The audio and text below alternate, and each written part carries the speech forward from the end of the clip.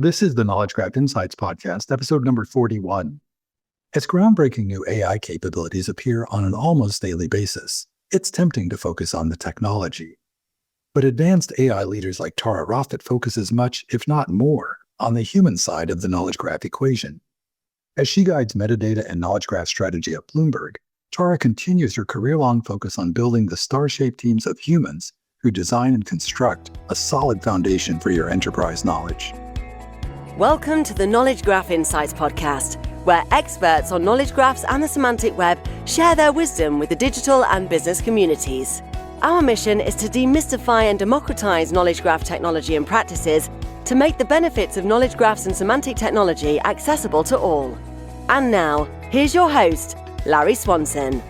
Hi, everyone. Welcome to episode number 41 of the Knowledge Graph Insights podcast. I am really excited today to welcome to the show Tara Raafat. She's the head of metadata and knowledge graph strategy at Bloomberg, and a very accomplished ontologist knowledge graph practitioner. And welcome to the show, Tara. Tell the folks a little bit more about what you're doing these days. Hi, thank you so much, Larry. I'm super excited to be here and chatting with you. We always have amazing chats, so I'm looking forward to this one as well. As Larry mentioned, I'm currently working for Bloomberg, and I've been in this space of knowledge graphs and ontology and creation for a pretty long time. So I've been in this community. I've seen a lot, and my interest has always been in the application of ontologies and knowledge graphs in industries. And I've worked in so many different industries, from banking and financial to insurance to medical. So kind of touched upon a lot of different domains with the application of knowledge graphs. And currently at Bloomberg, I am also leading their metadata strategy, and the knowledge graph strategy, which so basically semantic metadata. And we're looking over how we are basically connecting all the different data sources and data silos that we have within Bloomberg to make our data ready for all the AI, interesting, exciting AI stuff that we're doing. And making sure that we have a great representation of our data. Mm-hmm. That's something that comes up all the time in my conversations lately, is that people have done this work for years for very good reasons. All those things you just talked about, the importance of this kind of work in finance and insurance and medical fields and things like that. But it turns out that it makes you AI ready as well. So is that just sort of a happy coincidence, or are you doing even more to make your data more and metadata more AI ready these days? Yeah.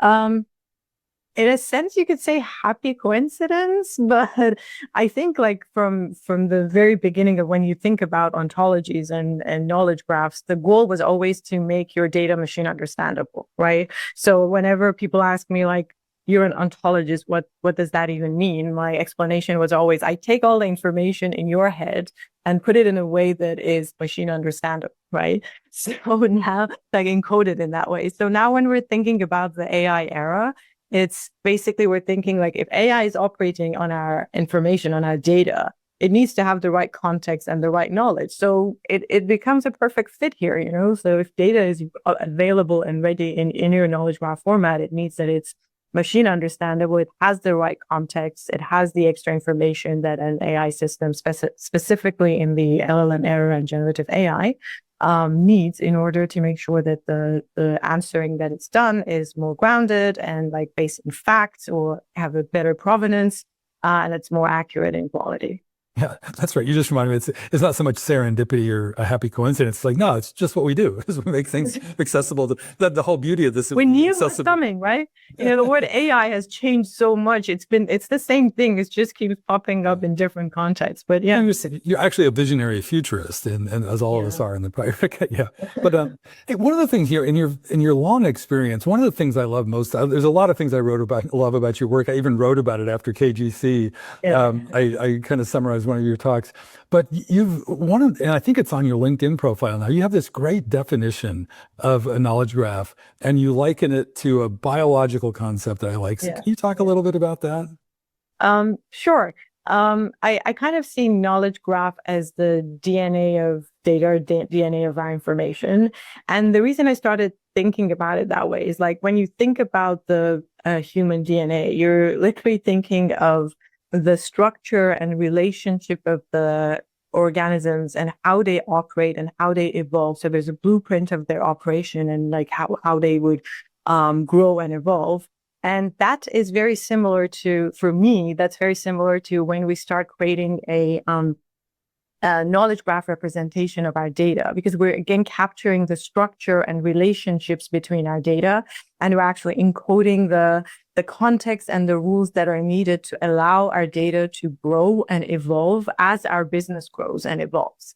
So there's like a very kind of like similarity for me there. And it also brings that kind of human touch to this whole concept of knowledge graphs, because when I think about knowledge graphs and talking about ontologies, it comes from a philosophical, background, and it's a lot more social and human. And at the end of the day, the foundation of it is how we as humans interpret the world and interpret information, and how then by the use of technology we encode it, but the interpretation is still very human.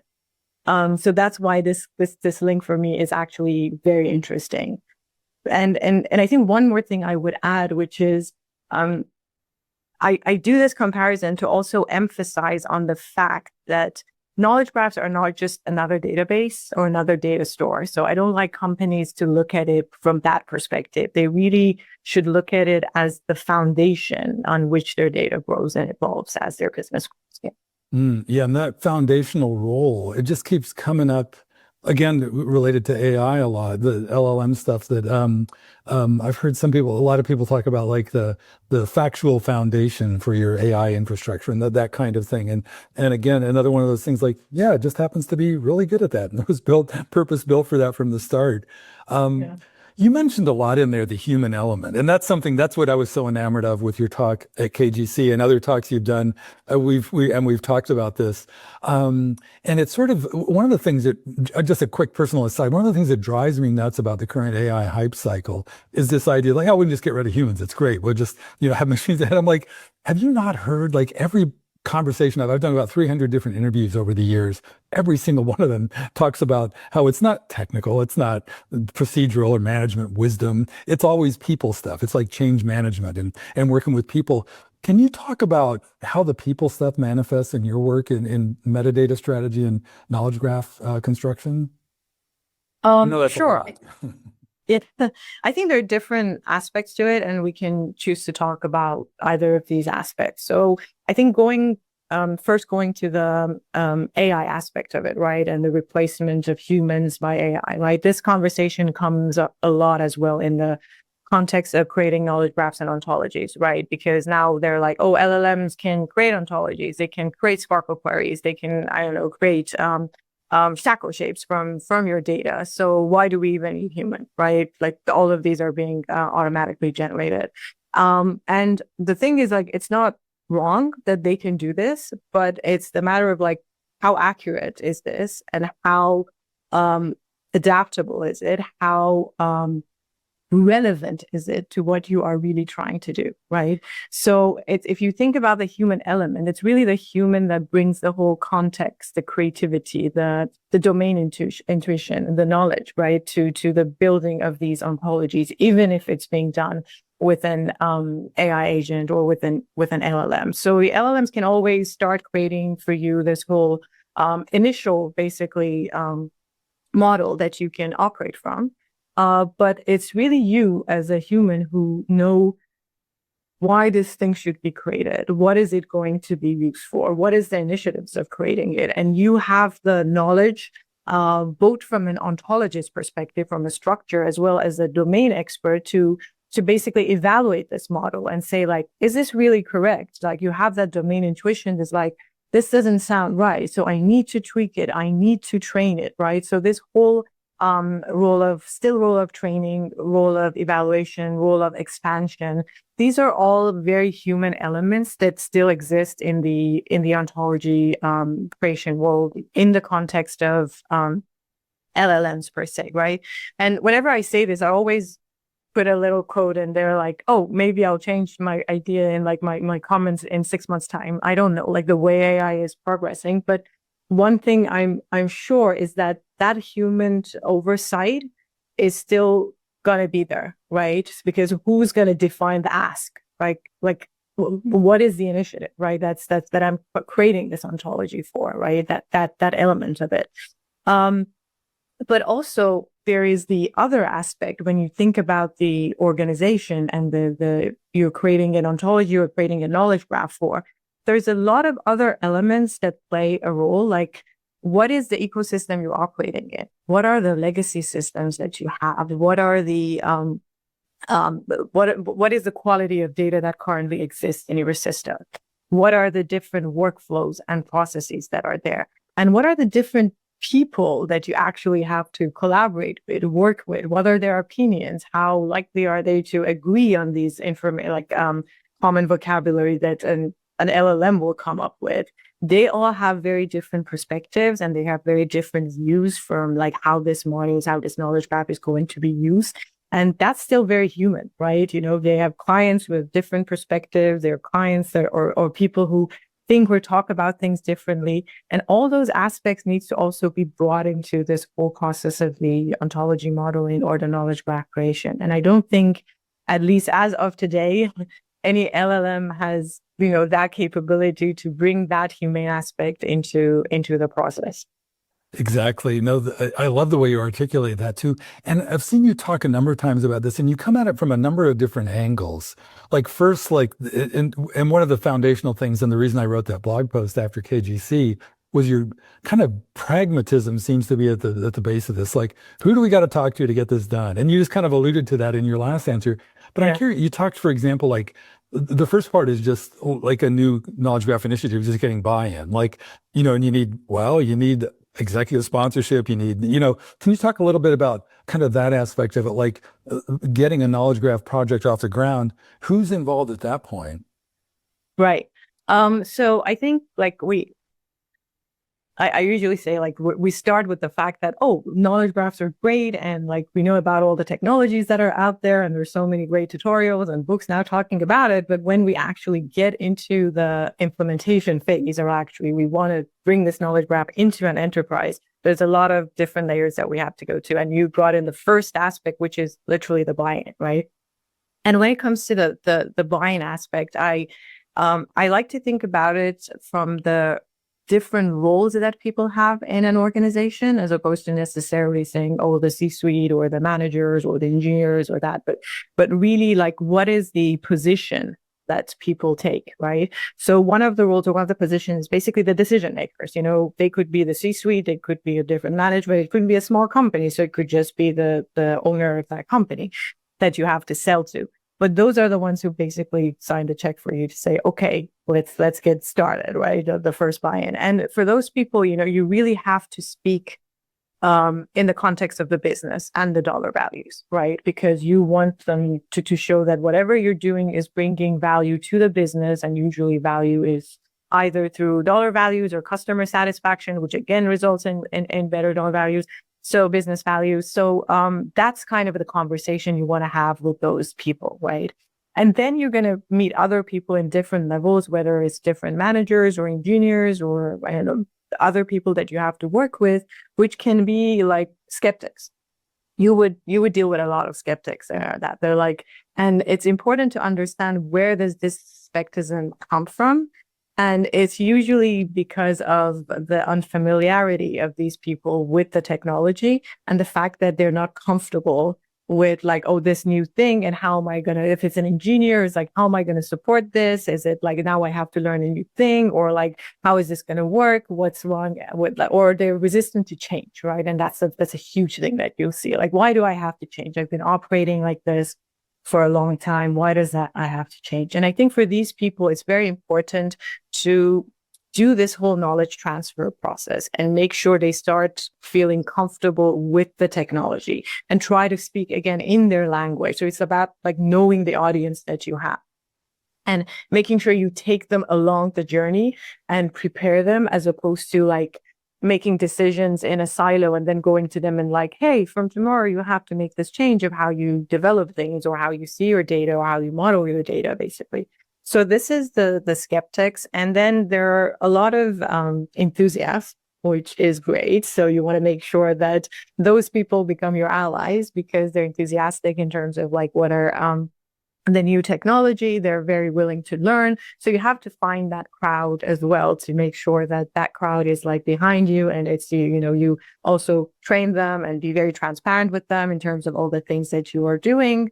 And then there are the leaders, right? So the leaders in terms of the pioneers, basically, especially when you're embarking on this journey for the very first time in an enterprise. A lot of people don't feel comfortable to be the pioneer, right? They'd rather wait for to see something that has happened and see it work in order to follow. So you need to really also find those people and make sure to start projects with people who are like have that mentality of a pioneer, so that you can have use cases implemented or POCs implemented that will show the value to others, to the skeptics, or to even for the higher level buy-in and sign-offs. So this is kind of the short version of how I kind of see the roles of people as opposed to, like the position. Yeah, the way you just described that, it's like that's a whole other full-time job. All that people study you just described. Tell me about it. Exactly. No, and I love the way that you described, like, and for each of them you require like a kind of a different communication strategy and approach. And yeah, that's really interesting. And then it keeps going. You're not done with the people stuff after you've identified all those people. Because one of the things I really liked, and I think you used the same slide about this both at Knowledge Graph Conference and Connected Data London, that STAR team that you put together. Once you're going, now you have this team. Can you walk us through, because those roles, it's like it's a whole nother batch of stakeholders at this point. Yeah, that's true. Because I think this first breakdown is more from just the overall buy-in, right? So when you get the buy-in from the people, you get into the implementation, let's say execution phase, there is a factor of knowing who to involve to make sure you're successful from the execution aspect, right? And a lot of times we see that when we're talking about knowledge graphs and like development and ontologies, people tend to create teams in silos, which are like ontologists sitting on their own and kind of, I'm going to model your world, right? And create a perfect, beautiful, theoretical ontology for you. And when this happens, a lot of times, and again, I will emphasize that this is from a role perspective, not a person perspective, because some people may have different skill sets. So an ontologist who just like an ontology skill set, basically on its own, is not enough for you to develop even the right domain model. You definitely need the subject matter expertise to be part of this development. So an ontologist will always work with a subject matter expert to do the first, basically the implementation of the ontology itself. It might be that the ontologist himself or herself is a subject matter expert. So that's why I'm saying it's not about people, it's about the skill set that I'm talking about. So in that sense, you will end up probably with a beautiful model of your domain that is theoretically perfect. But then the business might come in and they're like, well, this is great, but it's really not solving my use cases, or if I want to, and it doesn't answer the questions that I have. And that's why when we always start with the ontology development, we're mainly saying like, oh, let's start with the use case. And it's the thing for any sort of, development of the software solution product. You always start with what's the client's problem? What are you really trying to solve? And I don't think the development of ontologies or knowledge graphs is any different. You really have to start with the problem and the use case you want to solve. And that's why business has to be involved from day one for you, right? So they need to be there to tell you what is it that they want. It kind of translates for the ontology development into the concept of competency questions, as you're very familiar with. So that's the business side, right? So the business, the subject matter expert, which again, maybe they're the same per person, right? And the ontologists need to be in the room. And when these people are in the room, what happens is that we have seen, like I've personally seen many cases where we're like, oh, okay, this ontology actually answers all the questions that the client is asking or the business is asking. However, when the engineering enters this conversation, they're like, I cannot support this. My infrastructure will not process any of this data that you're putting there, right? So that's why another angle of that STAR team that I always present is really making sure that the engineer is also, they need to understand how they're going to build a system that is able to process this also the ontologists need to understand what is the right balance they need to have between theory and practice for their ontology to be useful throughout the pipeline and for serving the business. And the last part I always say is like, you need to treat your knowledge graph as a product knowledge, right? And you need someone to sort of oversee all of these the STAR team together, make sure they're working together and kind of defining with like the roadmaps with like the build of the knowledge graph. Because usually the knowledge graph is just like, again, in its own silo, not treated as a product on its own. And the beauty of bringing product in is not just from the organization of the team, but it also brings all the product development elements, which is if they bring in the UX team. They make sure that the design thinking processes are also in place. So they also bring a lot more with them when they are part of this whole STAR team. So that's kind of like, I want to make sure that all of these people have their say in, and again, this shows another aspect of the human part of developing an ontology, right? So unless you think your LLM can basically play the role of all of these people and look at things from all the aspects, you don't, you cannot really replace this starting, and they all bring in also not just their knowledge from just like the business, but they also bring in constraints in the ecosystem, like the underlying systems that we have from engineering and legacy systems, and or how the business operates, or risk policies, and all that stuff needs also to be integrated, which these people will have knowledge about. Yeah, as you talk about that, well, first I'm reminded, you emphasize that these are roles, maybe not that one person might fulfill one or more of those roles. So the team is always going to be interesting. But also, you remind me of two things, like in ontology practice, many people approach it like as, this balance between bottom up and top down. And then in a lot of design and engineering practice, there's this shift left thing, like everybody needs to be involved earlier so that you're making better decisions. Do those things manifest in these, like, are you like when you mentioned like the engineer going like, whoa, we can't do that. Like how soon do you make sure you get their input, for example? Pretty soon, to be honest, right? So even like if you're starting with just doing a POC, right? You can build a very small team with one engineer, one ontologist, just with one SME, like working together, just to take a very small business use case to solve. But the engineers will get a very good view of like, oh, this is something that I need to be supporting. Even if it's a small scale, they get a very good understanding of what they need. But I usually see the other way around, which is more of the ontologists need to know that what are the constraints of the systems, and that not always the perfect philosophical ontology model is necessarily needed for us to solve the problems that we're trying to solve. So that kind of balance between, practicality and perfectionism of the theoretical model, I think that's a very hard balance, that the sooner you bring these people together in the same room when solving a problem, the less you're likely to hit that point where like, oh, I cannot use this ontology, or like, oh, my ontology is just sitting there on a shelf without any use case at the end. Yeah. Yeah. No, as you talked about that, you reminded me, I can't remember where we talked about this, but you said at one point that the implications of working like at different levels of abstraction. And I think some of these roles and some of these activities, you're kind of sliding up and down this abstraction scale. Definitely. Yeah. And how do you and is this where the product ownership mentality comes in? Is that because you like the ontologist, we all see this all the time. They're prone to go into academic land and like build the perfect ontology, and everybody knows that dynamic. And so how do you level set people on staying in the right level of abstraction in the moment? I mean that's exactly it. So the product person, because it's a general rule of product, but you do translation between technical and implementation, technical implementation and the business use cases.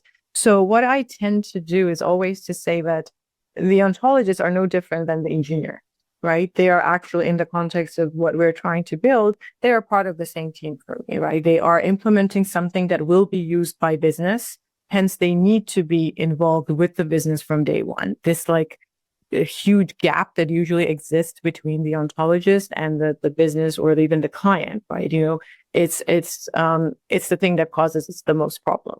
So if you treat them as like the same way that you would say like, oh, my engineering team would like have to understand the use cases or client requests, if you treat the ontology team very similarly, that this kind of flows into a natural flow of, okay, these are the use cases. We need to solve for it.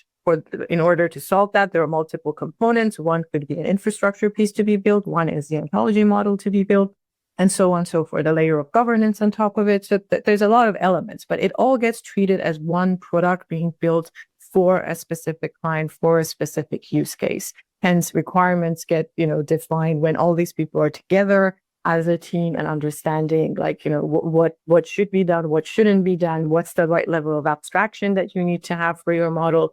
And yes, product is exactly the person who will kind of do this translation usually. It's like, okay, well, this is what the client wants. Now this translates to what I need to build, both from the data side, modeling side, as well as the engineering side. I guess, yeah, that makes sense in any kind of modeling-based practice that that grounding person. Hey, one thing you've mentioned several times, like the role of, and I know this is probably a whole 2 or 3 other podcasts, but I'm just wondering, like, maybe some of the top-level take-homes of working over the last couple of years with LLMs and other kinds of AI besides our symbolic AI. Are there any like major, I don't know, kind of take-homes or lessons? Like I love that you keep your focus on people. And I think it's clear from what you said that LLMs are not going to replace people anytime soon. But what are they good at? How are they fitting into your workflows? Right. I mean, they're good at a lot of things, right? So I'm a huge fan of technology. So I think it's actually one of the things I would say is this very important point is that you shouldn't be resistant to new technology just because you think that it's going to replace you as like the work that you're doing, right? What you should really be thinking as a human is like, how does this new technology change my role? Right. And I think that's not a conversation we have enough of. We're always saying that, oh, the technology is going to replace you, right?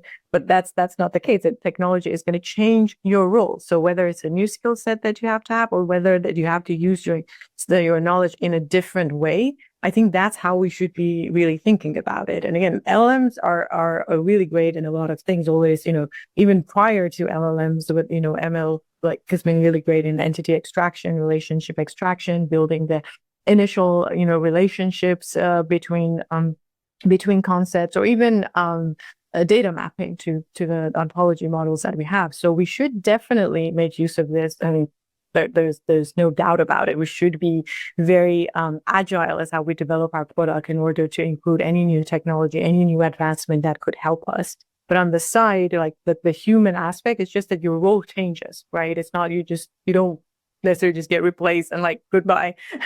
Right. I think that's the wrong conversation, right? It's the right conversation is how your role changes. What is it that you need to do now? Yeah, I keep waiting for I keep waiting for the conversation to switch all the way back. My first exposure to knowledge management was I met Doug Engelbart back in the mid '90s in San Francisco, and just him talking about the whole purpose of this whole arrangement is to augment human intelligence, and I'm like, let's do more of that. So But hey, Tara, I can't believe it. We're coming up close to time already. These conversations always go way too fast. But before we wrap up, is there anything you want to revisit from the conversation, or just make sure that you share before we wrap up?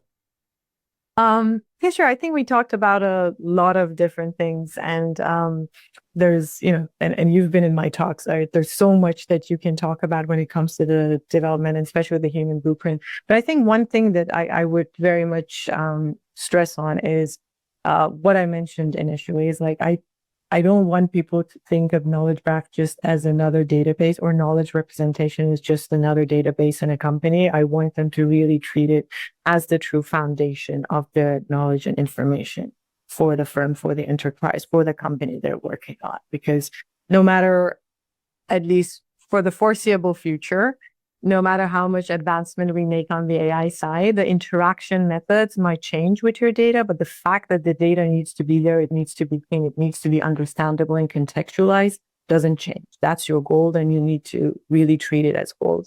That's why, again, with the DNA comparison makes sense here as well. Right, all the way back around. I love that. The foundation of this whole thing. Hey, one very last thing, Tara. If folks want to follow you or connect online, what's the best place to find you? I think LinkedIn would be the best place. I mean, people feel free to email me as well. My email, like my work email at Bloomberg, is traafat, Raafat, @bloomberg.net. But I would say messaging on LinkedIn would probably be the best way to get hold of me. Great. Even though I'm not super consistent, but I try to be. No, I know you're a busy person, and we'll all honor that and acknowledge that. But I appreciate that. Well, thank you so much, Char. It's always fun talking with you, and this was a particularly good one. So thanks. Thank you so much, Larry, for having me. For show notes and to sign up for our newsletter, visit our website at knowledgegraphinsights.com. And please rate and review us on your favorite podcast platform. Thank you for listening.